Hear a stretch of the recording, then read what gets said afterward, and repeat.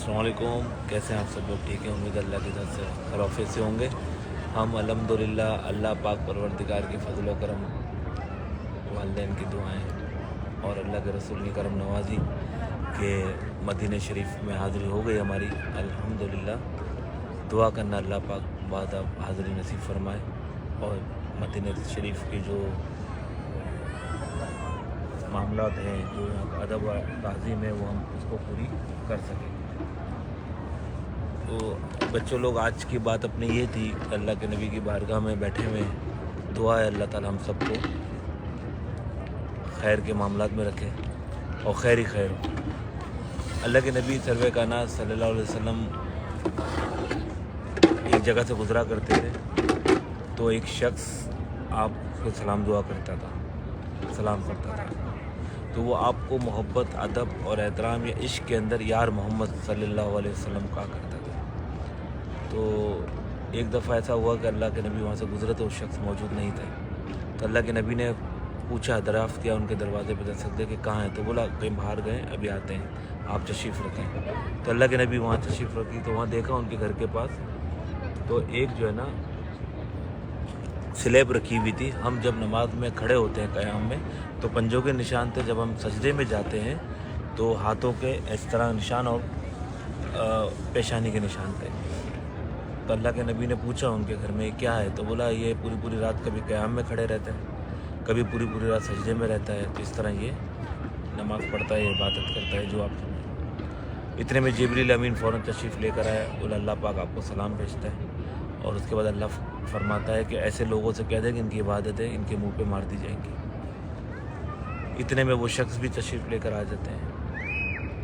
तो अल्लाह के नबी ने फिर फरमाया कि भाई अल्लाह पाक ने तुम्हारे लिए ये हुक्म दिया है कि इस तरह की जो इबादतें हैं वो तुम्हारी मुंह पे मार दी जाएंगी। तो बड़ी मासूमियत से उन्होंने बोला, बड़े अदब एहतराम में बोला कि ठीक है, लेकिन यार मोहम्मद सल्लल्लाहु अलैहि वसल्लम आप ये फरमाएं कि आप मुझसे राज़ी हैं, आप खुश हैं। आपने बोला मैं तुझसे राज़ी हूँ, खुश हूँ, आप तो किसी से नाराज़ हुए नहीं। तो इतने में जिब्रील अमीन फ़ौरन आए और अल्लाह पाक फिर आपको सलाम कहता है और कहता है, फरमाता है कि आप फरमा दीजिए ए मोहम्मद सल्लल्लाहु अलैहि वसल्लम, आप जिससे राज़ी हो, खुश है, उससे हम भी राज़ी हो, खुश हैं। तो हम बेटे गुनाहगार लोग हैं, हमारी इबादत, हमारी रियाजत कोई ढंग से नहीं है, ना हम कर पाते, हमारे दिल में दुनिया बसी पड़ी है।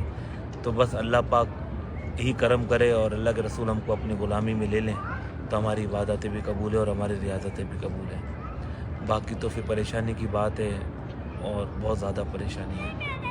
हज़रत इमाम मालिक रहमतुल्लाह अलैह 70 साल बेटे मदीने शरीफ में रहे, मदीने शरीफ से बाहर ना गए। उसकी वजह यही थी कि अल्लाह के रसूल की हदीस शरीफ थी कि मदीने में जो मरा उसकी शफात की ज़िम्मेदारी मेरी। तो आप इस बात के मद्देनज़र कि मैं मदीने शरीफ में मेरा इंतकाल हो जाए, मैं मर जाऊँ, तो मेरी शफात हो जाए अल्लाह के रसूल। तो हम मदीना शरीफ आने की जल्दी होना चाहिए, कभी मदीना शरीफ से जाने की जल्दी नहीं होना चाहिए। हाँ बेटे, सहाबा से ये बात मुस्तनद है, सहाबा से पता चली हमें कि अल्लाह के नबी जब मदीना शरीफ से बाहर तशरीफ़ ले जाते थे तो सहाबा फिर मुख्तलिफ़ किस्म ड्यूटियाँ लगती थी और वो जो है ना फिर सवारी चलाते थे। और फिर सहाबा फरमाते जब मदीने वापसी आ रहे होते थे तो अल्लाह के नबी ख़ुद अपनी सवारी को एड़ी मारते थे कि जल्दी जल्दी मदीने पहुँचे। इतना अल्लाह के नबी को मदीना शरीफ से मोहब्बत और प्यार था।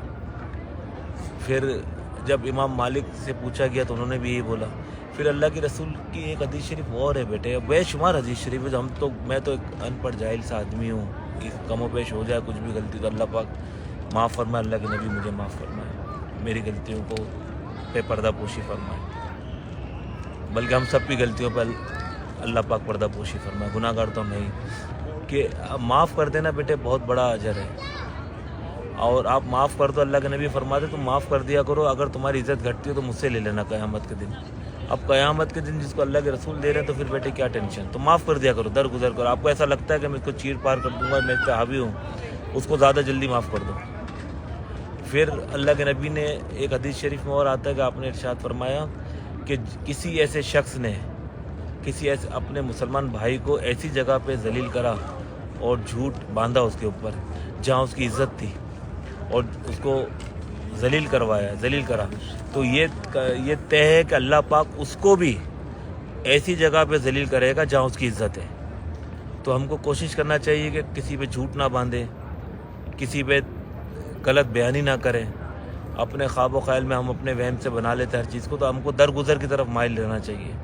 تو اللہ پاک سے دعا ہے کہ اللہ تعالیٰ خیر کے معاملہ فرمائے, اور مدینہ شریف میں جب تک ہم ہیں یہاں پہ, اللہ ہم کو اتنی ہمت دے, طاقت دے کہ ہم اس جگہ کا حق ادا کرنے کی کوشش جو ہو سکے ہم سے حق ادا ہو جائے, اور بس آسانی رہے.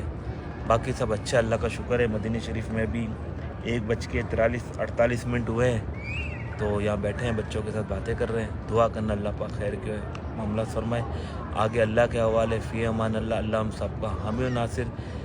فی امان اللہ.